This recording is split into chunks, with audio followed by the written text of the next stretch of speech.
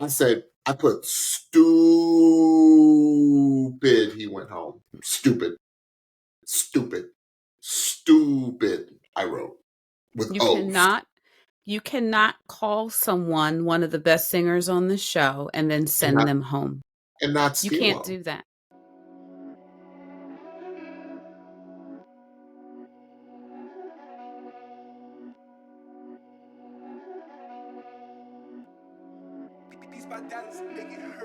Hello, welcome to the Bitchy Podcast. We are your hosts, James and Stephanie. Here on the Pitchy Podcast, we are passionate about good music and a great vocal. We use the vehicle of NBC's The Voice to give you our takes on each contestant. We'll give you our feedback on their votes on their voice and their overall performance. We're not going to ask about their votes. That's their private business, and they'll do that. They got until next week to do that. Yeah, we're not doing votes quite yet. Here on the 50 Podcast, you all know that for those of you that know us, that we'll always keep it 100 with our feedback on and critiques of each contestant. But what we're never here to do is comfort any contestant's character or any contestant as a human being. But we may come off a little cheap at times, if you know what we mean. But we'll always do our best to speak our love, truths and love, kindness and respect. It's just a crazy kind of night, you all. So let's go ahead and get started. We are on night 4 of the battles. But we have some unfinished business that they took care of. Yes.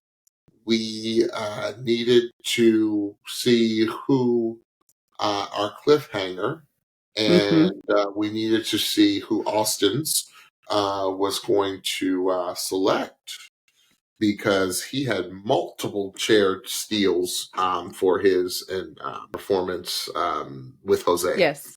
With Sam Smith from the previous night. Real quick, did you catch who Austyns' cousin was? No, I did not. Ray Lewis. Oh, really? Like Ravens Ray Lewis. Yes. Oh, shoot. Okay. Yes. Wow. Yes. That's awesome. Yes. Go Ravens. Go Ravens. Yes. All right. So Austyns wound up choosing.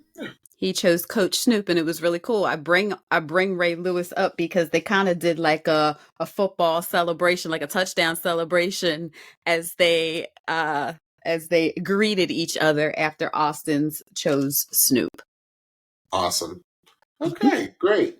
So that business from night 3 was taken care of. On to bigger and brighter things. So we will start with our first performance of the night, which was actually our leak of the day. And who did we have, Stephanie? We had DREION and we had Georgia Starnes, and they sang Perfect Combination by Johnny Gill and Stacey Lattisaw. I'm gonna flip it around, girl. Flip it around. Stacey Lattisaw and Johnny Gill. We need to flip That's not what it said on. That's not what it said on Apple Music. So. Oh no, the Apple Music had it wrong. That is Stacey Lattisaw. Here's the thing, y'all. Stacey Lattisaw was the bigger star. Johnny came to sing with Stacey. And the reason why I know this, y'all, is because Stacey Lattisaw and Johnny Gill are from the DMV. They are homegrown, DC, Maryland, Virginia. Stacey was she's one of the biggest voices that no one's ever heard of. Stacey was a huge child star. She made it as she cut her first album, I think. Actually, someone wrote the song Ring My Bell. If you remember that song. That song was written by Stacey Lattisaw at 9 years old. Wow. And I forget what happened, but because it was supposed to have a different meaning than it did when Anita Ward sang it. It's supposed to have a different meaning. Anyway, I said, no, they didn't. I said, Snoop Dogg. Snoop Dogg is slightly older than Steph and I. Well, he's not just slightly older than Steph. He's probably got a good decade on Stephanie, but he's probably got 7 years on me. And so Snoop came up in an era when R&B was just starting to kind of come to life, the R&B that we fell in love with. And So this was what you kind of call early 80s bubblegum R&B. And I know that kind of sounds oxymoronic when we talk bubblegum R&B. I said, no, Snoop did not choose this song. I knew when I saw who was singing the song, who it was going to be special. It was going to be special. And I think that because if you all remember, these were the people, Georgia sang Sam Smith for her blinds. And DREION sang Shining Star. Didn't he sing Shining Star? Yes, he did. Yes. And I just knew it was going to be special. I said, Georgia, I said, now I know neither of you have heard of this song. In fact, Georgia probably didn't even know who. I know DREION said he knew who Johnny Gill was, but she probably didn't even know who the singers were, which I thought worked to her advantage. Yeah. Because I was like, I said, y'all, Georgia just sang Stacey Lattisaw. And if you go back and listen to some of her stuff, you all would see that she really was. I mean, this girl at 14 opened for the Jacksons, okay? She was coming along with Whitney. So when Whitney got elevated, Stacey kind of didn't. And that's kind of what happened. I said, I've loved since her initial audition, her vocal choices are perfection to me, and her runs and her inflections. I always loved her tone. She has runs, she has inflections. They were saying that the coaches were saying like Georgia can do it all, and she's got the look, which is kind of scary. She can kind of do it all. I said, this song calls for, especially with the female voice, a youthful, brighter tone. And I thought Georgia brought that perfectly. And I forgot to almost say, I said, DREION, I'm going to get to you in a minute. Okay, I got to spend some time with Georgia.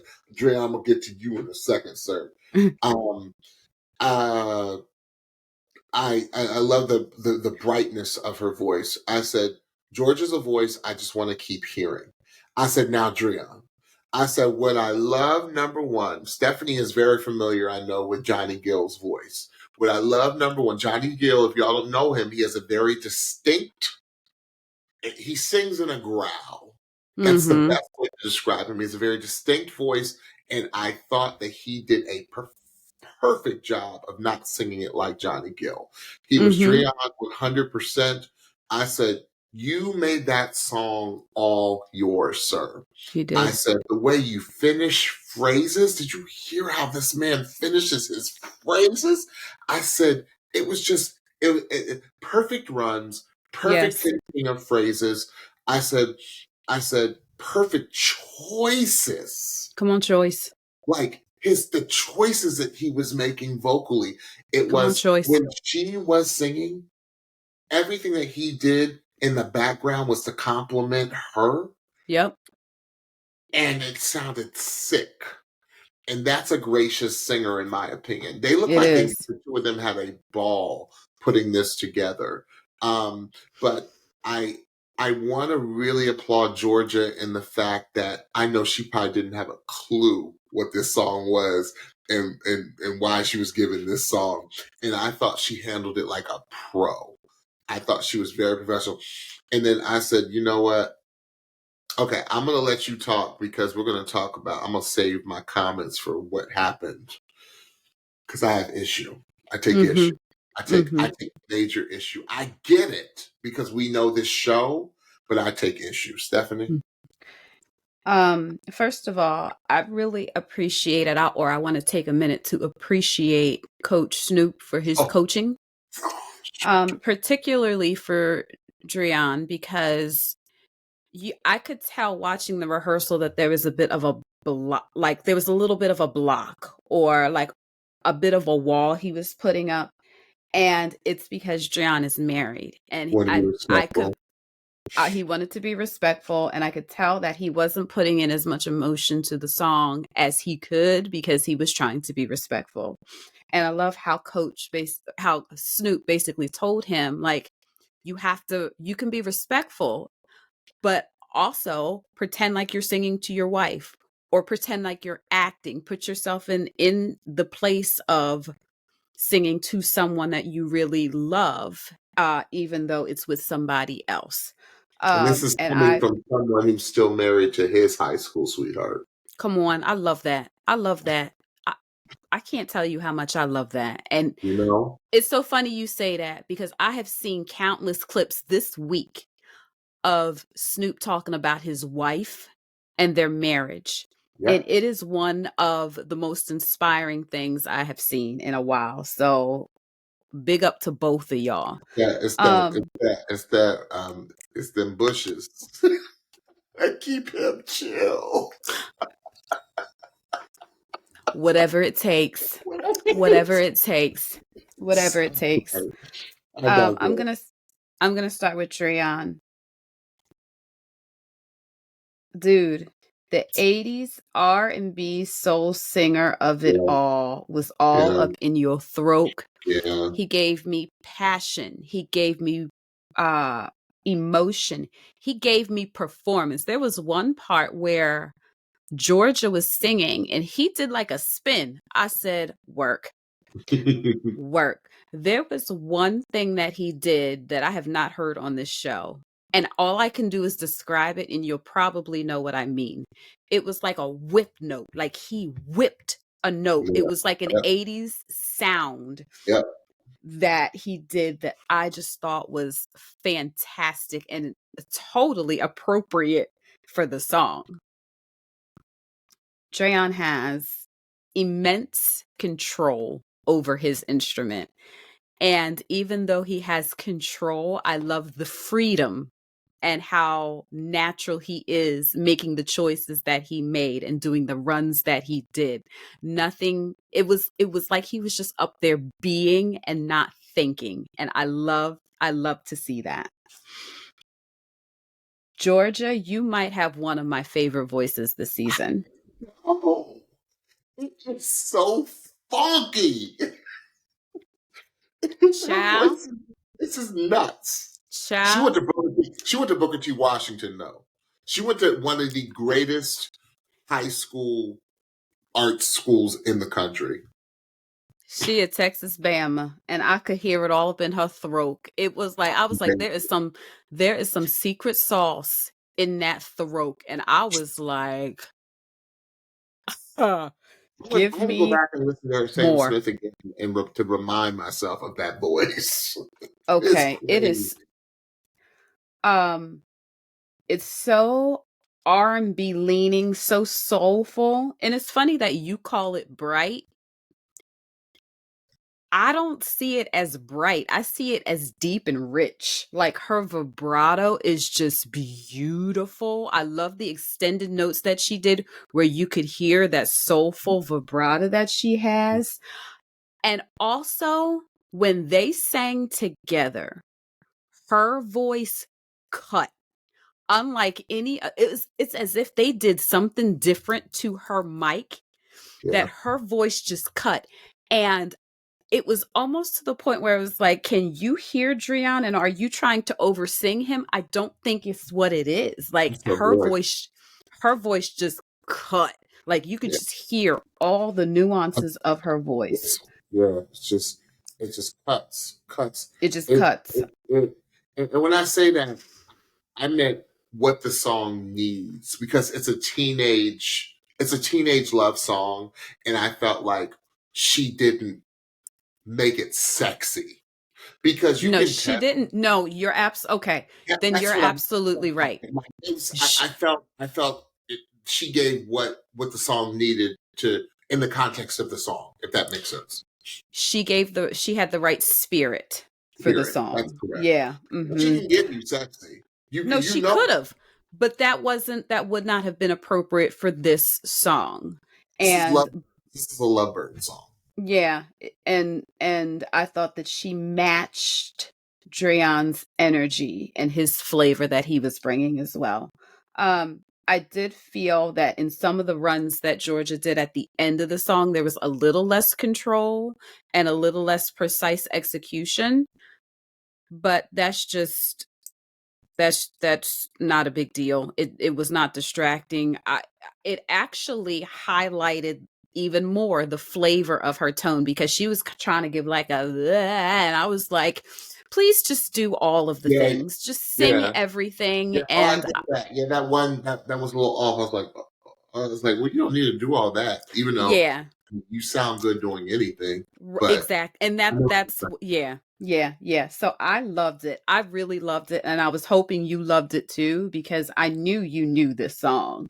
So I was really hoping that you would love it too. that's like Johnny Gill is one of the early singers I used to imitate when I was very young, like because I just loved his voice. And Johnny kind of came out the womb singing like this, and Really, and like really.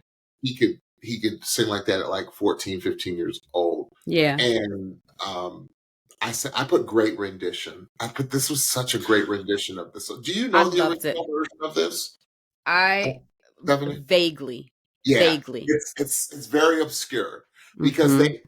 they had a monster hit of a song, and like when they were a little older, in like 1989, the song was "Where Do We Go From Here." Mhm. Two of them had a duet that was Mhm. number one. Actually, went number one on the R&B charts in like 1989. But this is when they were kids. This song they sung when they were Mhm. like 14. Mhm. Yeah. Perfect combination. Like it's just that cute, And innocent, that's puppy yeah, love song. right. Um, I said I put stupid. He went home. Stupid, stupid, stupid. I wrote with You O's cannot you cannot call someone one of the best singers on the show and then and send not them home. and not You steal can't them. do that. No. And again, y'all, this could have been obviously this was at the end because we know that the editing puts them in different orders. It had to have been at the end because you would him and Jameson, like you wouldn't have sent those two dudes home any Right. other season. But Right. I get why Snoop kept Georgia. I No, one thousand understand percent. One because thousand percent. Georgia, Gwen said it. Georgia is the complete package. She's She's everything. everything the industry loves. And I Yeah. hate to admit this because that's the ugly part of the industry, in my opinion, because a lot of it has to do with look, but she's Mhm. everything the industry loves. Yeah. She is a white girl who has a soulful but kind of bohemian, soulful, Joss Stone type voice. Amy Wine, like not same voice as Amy Winehouse, but you know what I'm talking about. Yes. With a great look. But the thing that I loved about Georgia, Stephanie, I wanted you to see if you picked this up because I know you respect people that work real hard. I can tell that Georgia is a hustler. Okay, thank you for saying that, because I wanted to say, and I wrote down, I love her personality in the B-roll. Yeah. I liked her. And Yes. because of all the other attributes that you said, it could be very easy to look at her and say that she might be this way or that. I was like, I'd be her friend, because she's a hustler. She's a hustler. She got 4 jobs. She's still trying to do her music thing. Like, she is not afraid of hard work. So Did you as see much when as she we are was sad, sponging everything that Snoop was saying? I felt like she was really being a student. yeah, as sad as I am that DREION is gone, and as much as I think he should still be in the competition, that does not at all mean that we don't think that Georgia should be in the competition as well, because she is uber talented as They need to well. watch out. They watch out for Georgia. They really Hmm. do. Like Gwen said, she is the complete package. Watch Yes, she out. is. This is what the Hmm. industry adores. Yeah. So watch out, y'all. All right. She's scary. All right. So our next two, we only got two full performances It's tonight, right? weird. It was Yeah. weird. You have these two. Oh, the B reels went forever with the two full performances. I was like, when the music was up under the both of them, I was like, okay, these are going to be these little MIDI clips. Like they're going to give us a little piece of the rehearsal and they're going to give us a little piece of the performance. And yeah, so that started with from Team Gwen, Beya and Kay Sybil. They sang Please, Please, Please by Sabrina Carpenter. I said, y'all, Kay. I said, first of all, I put, y'all, the Filipinos will win it all. Don't put Filipinos in the vocal competition. It'll be unfair. Think right. And he's only like half Filipino. Think Bruno Mars, right? Yeah. He's like half Filipino, half Puerto Rican, right? Or a quarter Puerto Rican, quarter white. Don't put Filipinos in a competition, and we've got 2 in this competition, and they are so. Let me tell you, like, I love Kay's Be Real because she was like, I'm trying to just figure out who I am as a vocalist. She said, because I like, because I have a theater background, I kind of can bring everything to any genre. And I said, oh, she's scary in a good way. Yes.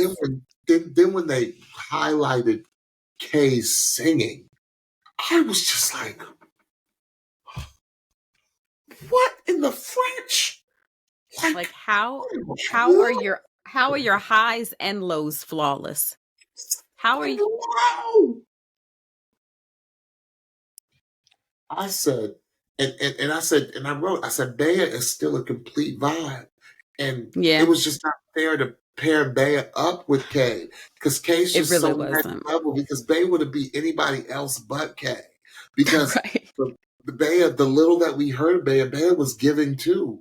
And she was. I wrote, Stephanie, I wanted the entire song. I said, because these vocals were tight, y'all. They were tight. And it was just the whole, Beya just gave that whole vibe. And Kay slipped right into that vibe, but then she just came with that knife. She came with that dirty knife. Was just like slit. Like she was just slashing. She was slashing. She was like carving, right? It was just yes. It was vocally insane what Kay was doing. I can't wait to go back and hear that one in my good ears because it was so short. But I mean, I don't know what else to say other than y'all watch out. Y'all, the Filipinos are going to take it. They're going to take it. Yeah. Right, Stephanie.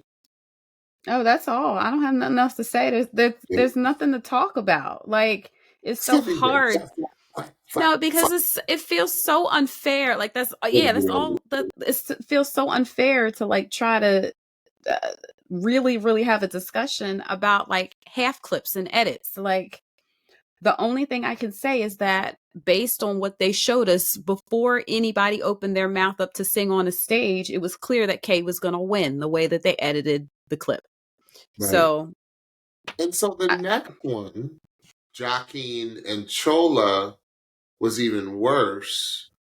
Shout out to Tsola because she's from Maryland. I saw that Silver Spring. Yes, she is.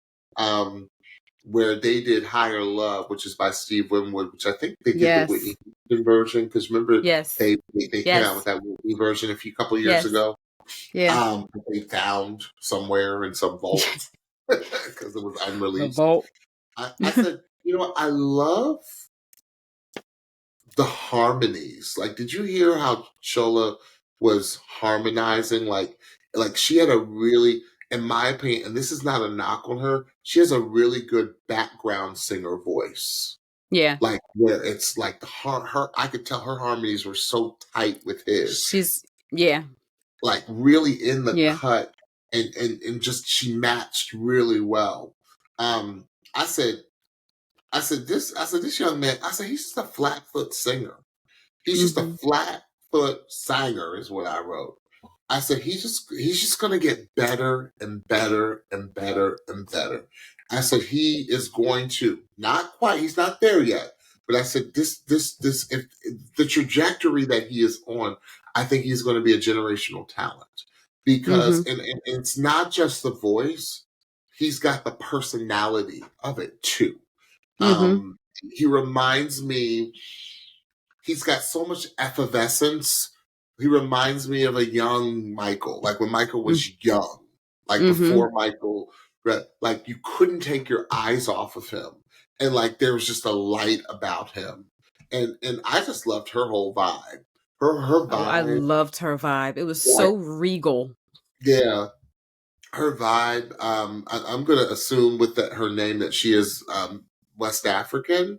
I'm going to Either assume the same Nigerian or thing. Ghanaian. I could be wrong, Tsola. If you watch this, please let us know. Mm-hmm. 'Cause I don't want to definitely mess up your heritage.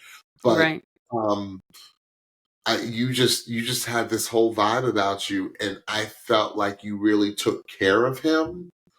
And I felt like you were coaching him through a lot because he's still wet behind the ears. I guess is a saying that you Very, like. He's still very, green, like he's still very.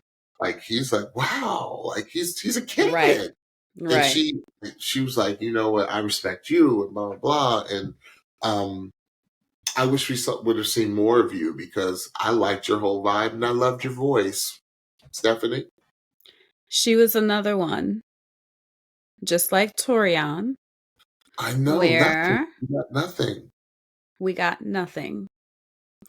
And I was even more disappointed because I saw on Instagram's on the Voices Instagram, they showed a picture of every pairing for tonight, and I was like, "Oh, we're gonna see." Now I know how to say her name at least.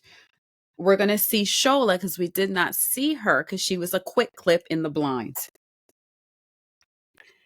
And she seems lovely, and I was so disappointed that this was another MIDI clip because we did not get to hear the full extent of what she could do. Mm-hmm. And based on that, I knew that Jaukeem was going through because how could he not? How could he not? Really? How could he not? Right.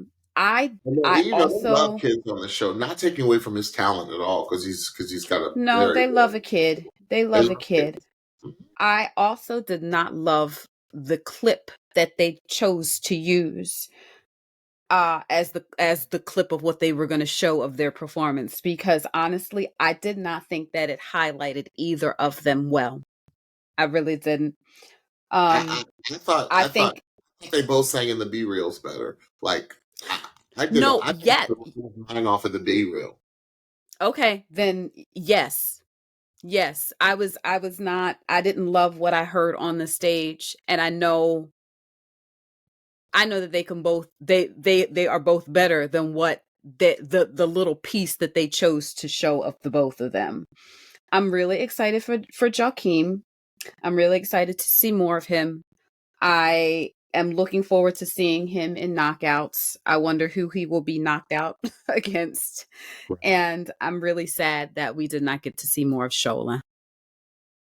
Shola, if you're doing any local shows, let us know.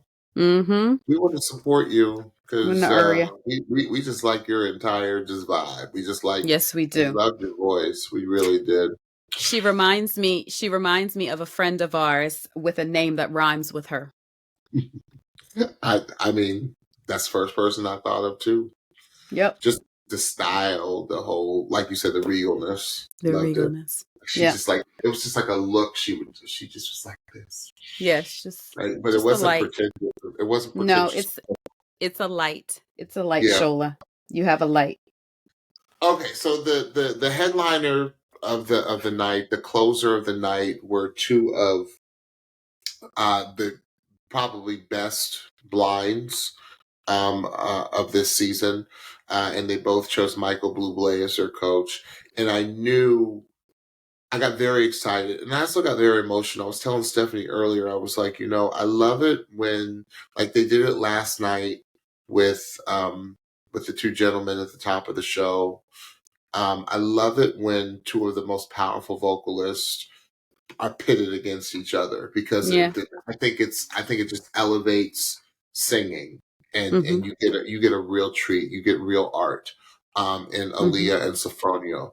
And I said, no, he didn't. I was like, I know he's going to pick one of the big ones by the way Michael was like preparing it. But he picked actually Celine Dion's, in my opinion, it's harder than this song is harder than the Titanic song. Okay, Yes, it is. in my Yes, it opinion, is. Yes, it Power of is. Love is harder. It's like Celine's most difficult song. Like just the level of execution, as Stephanie and I always used to say on previous podcasts, it's got to be PhD level. It PhD. has to. I said, I said, why did Sofronio make me stand up with that first run they showed him doing the Be Real? I said, you know what? You need to stop. I said, you need to stop. We ain't going there tonight, Sofronio. We're not going there. You already got us and I'm going down. You ain't going there tonight. You're not going there tonight, sir. But yeah, he did. I said, and I wrote, this is about to be epic. I said, this is one of the hardest openings of any song in pop music. It comes in with this, and like, you don't know when to come in. There's no lead in. There's no nothing. It literally, the vocal comes out of nowhere and you're singing a melody that doesn't even make sense. You better know the melody because the instrumentation is not going to help you at all. And it's like, what? Because you're like wondering, like, I remember when I first heard it back in the 90s when Celine did it, I was like, where is this song going? And then the chorus comes in and then it's over, right? Yeah. And I felt like Aliyah just attacked it. I love the attack. I felt like she attacked the Tamar in the Love and War. I feel like she is an attacker. And we'll talk about this. I said, Aliyah's the attacker. Sofronio just makes love to everything that he sings. Like he just makes love to it. It's just, it is like you want to blush. This is a children's show, right? Stephanie, right? Truly, you know what I'm talking about? truly, Like he truly, makes love to everything that he truly, says. truly. Those doggone Filipinos, I tell you, and he's so like, and I just love that young man. Both of them, I love both of their spirits. Like, I really feel like this was a connection. Like, Michael was sitting there in awe. Like, from Michael Bublé to be just sitting there like, like he just was sitting like, Michael's one of the top vocalists, period. And he just was sitting there like, I can't believe I'm in the presence of this. And then I just wrote those runs, dude. Those runs. Stop it, Sofronio. Stop. You're killing me, Smalls. You're really killing me. I said, but here's the thing that is scary about Aliyah's voice. And Stephanie and I were in disagreement, are in disagreement a little bit about how we felt the execution because Way to Stephanie. spoil. Oh, okay. Well, about the execution. But Stephanie, here's the thing that I love about Aliyah's voice that's scary to me. I said Aliyah has a voice that to me is as powerful in the just straight singing as it is as it's as powerful in the run and the ornamentation of her voice. I feel like she's one of those singers that, like Whitney or Mariah or even Celine, that would throw the run in, or let's say Chris Stapleton, right? Remember how we always talked about how Chris during the Star Spangled Banner at the Super Bowl a couple years ago, like he did that, like he did that run, but he sang it straight, but did that one run to remind you that I can run with the best. And I felt like, but Stephanie's going to talk to how she felt like the execution was administered. I loved it. I thought, but I had not listened to it in my good ears, so maybe there are some things that I missed. I said that is the making of a superstar.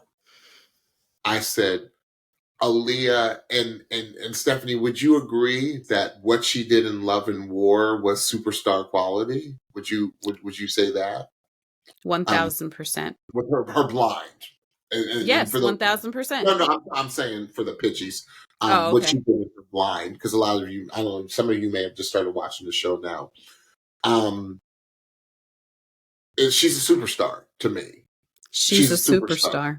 I said, that's Whitney, that's Mariah, that's Celine.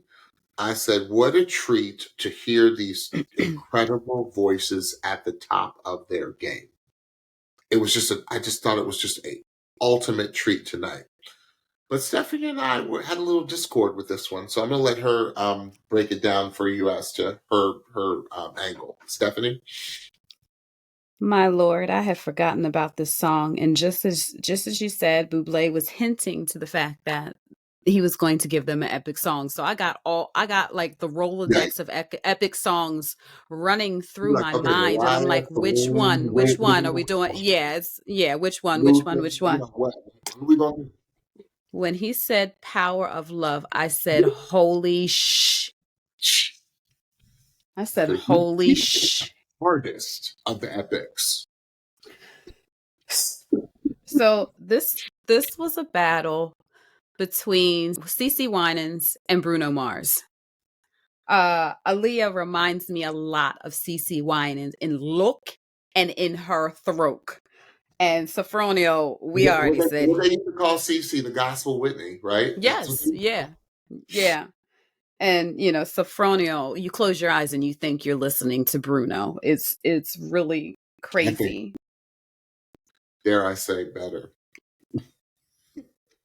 Dare I say scarier? I'm going to say just as scary, because Bruno is pretty freaking scary. So I'm not going to disrespect him and say that anybody is better. I'm going to say that somebody is just as good and just as scary as him in Sofronio.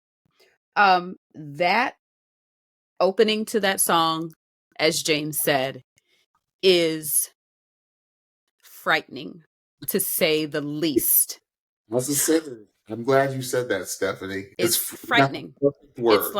It's like walking out naked, because it is naked. All you have is synth behind you. It's not even anything. It's just noise. It's just background noise. What they did for her, though, I did hear.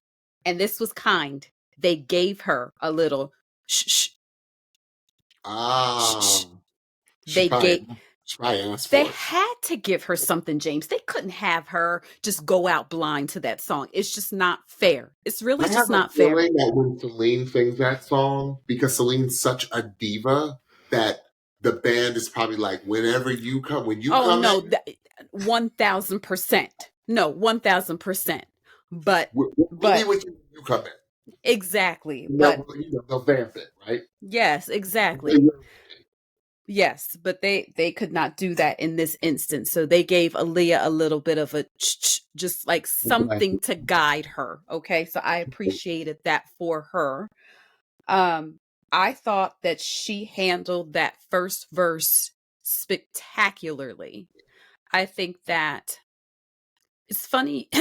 We're saying the same thing in a couple of these situations, but we're saying it differently. I don't think that she attacked it. I felt like she walked into the room gently, like she gave the essence of that song, like in not a gentle way, but like in a very sure way. Like if you're thinking of the lyrics to this song, she's not stepping into it frighteningly. She's stepping into that room secure and assured, and that's how it felt like she stepped into that first verse. Not like but she came in like, but that's, you know what I mean, because it was so tricky.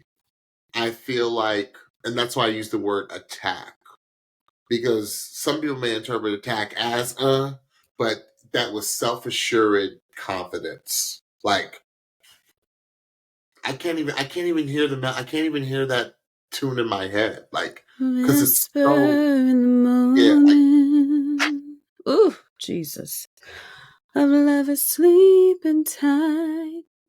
Jesus. Okay, so she does that first part of the first verse, and then Sofronio comes in with the "I hold on to your whole body," and the way that man sang that song or sang that line, I was just like, I literally gasped. I was like, Yeah. because he made, just like you said, he made love to everything, every part of this song that he was singing. Every line of the song that he was singing, he made love to it. I thought I was just like, come on, choice, come on, run, come on, communication. And everything that he did sounded so natural. The thing with Sofronio is he is a natural runner. Almost every line is going to have a run to it. But the thing about him is they are all landing 10 toes down. Like Perfect execution. perfect execution of every run. And he's one of those singers where I feel like he would never sing it twice the same way. There were a couple of runs that Aliyah did that I was like, oh, Holy Spirit, take me. Like there was like a big run in a middle section of the song that led into one of the B sections of the song that I was just like, ooh, ooh, ooh. The thing that I want to encourage Aliyah with is, especially in this situation where you have a partner who is running all the time, you don't have to. I felt like there were portions of the song where she was running and she did not have to. And I don't think that all of those runs were executed as well because she is not a runner like Sofronio is. She can run, but she can, her straight tones are as gorgeous as her runs. And she does a better mix of both, doing ornamentations of runs instead of running the whole song. And I felt like there was a want, or she felt like it might have been necessary because of what Sofronio was doing to run more than she might have actually needed to run. So when I think back to it, Stephanie, you're right. Probably also like closer to the end of the song, like yes, because she was right with him, and because her straight singing is top tier. It's top tier. It's top tier. We all know Aliyah can sing. And there was nothing horrible about her performance. I just felt like she was singing outside of herself, competing with her competitor rather than no, you have to just do you. You have to do you. So that's what I want to encourage Aliyah to do, because even though she won't be singing with a partner in the next round, she will be singing against someone to move on. True. I want to encourage Aliyah to do what she does because she does it really, really, really well. But yeah, it's so hard to go up against somebody like Sofronio, who was so skilled. And let me say one more thing about this song. This is a really awkward song to sing with a battle partner who is not your actual partner, because this is a sex song. This is a sex song. Hello. Yes. Hello. Yeah. And there's something about Sofronio that just anything he sings is going to sound like he's making love to it.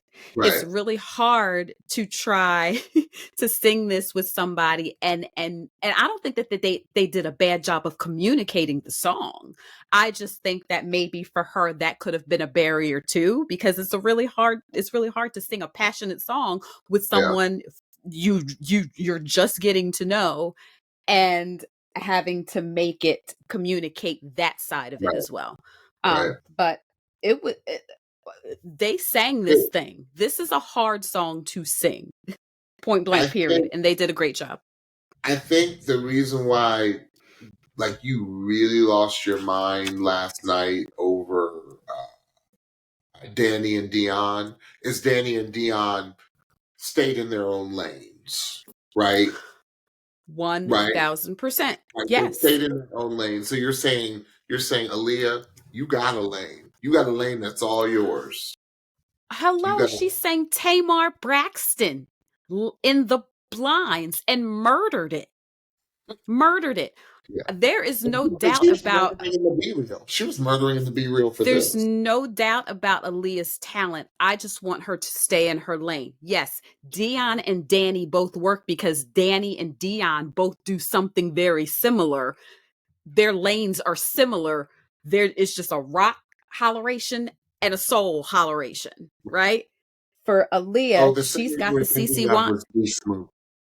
You were thinking of D Smooth. D Smooth. Yes, D Smooth. Yes, with Sofronio. Won't sing the same thing twice. Will not sing the same thing twice. That was Michael Bublé. You gold star for you for just saying, I'm gonna give them the hardest song, period. I'm your With lady.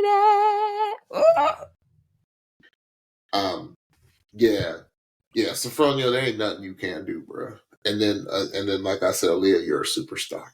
Mm-hmm. There's nothing Sofronio can't do, and Aliyah is a superstar. I hope they're not in the three-way battles. I hope they are not in the three-way battles. They better not, because they won't be. Oh, of course. And why is they that, won't Stephanie? Be. Why is because Bublé had a very hard decision to make. He chose Sofronio as the winner. And then, as Michael was saying his bye-byes to Aliyah, Snoop said, Bop, where you going? Where you going? You ain't going nowhere. You coming on to Team Snoop. Where you going? Where you going? Yes. Let me tell you something, you all. I think this is the best, pound for pound, this is the best coaching core. Like, I feel like the coaches, especially the two new ones, I feel like Snoop and Michael Bublé are just, don't ever, like, if they can come back for these shows, please have them come back. Right. Snoop drops so, like, everything that comes out of his mouth is just knowledge. And then Michael Bublé is just so skilled with the voice. I just feel like Michael Bublé is so skilled. Yes. But he's going to give you the big stuff. If he thinks you can handle it, he's going to give you the big stuff. Yep. Wow. Well, we do have one more night coming up, I believe, of the battles. So bring it on. Stephanie and I love it. All right. So, Stephanie, tell the pitchies what they need to hear. So don't forget to follow and subscribe to the Pitchy Podcast on your favorite podcast platform so you can be the first to know when we drop a new episode. Check us out on YouTube. Search for The Pitchy Podcast. Hit that subscribe button so you know when we drop a new video.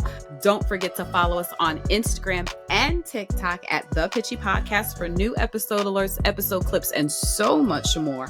And last, join us on Patreon, y'all. We have so much bonus content for you. We have bonus content even within the main feed episode. We have initial reactions right after an episode just like this one. You can see James and I disagree very strongly about tonight's episode. In fact, we talk about Friday leaks and so much more. Make sure you get that info in the Patreon highlight on our IG or on the Linktree link in our IG bio, or always in the show notes right there below. All right. Well, we'll see you all next week for another round of battles and on to bigger and brighter things, shaping up to be a really, really fascinating season of The Voice. Yes, it is. We love it. Yes, it is. Bye, everybody. Bye.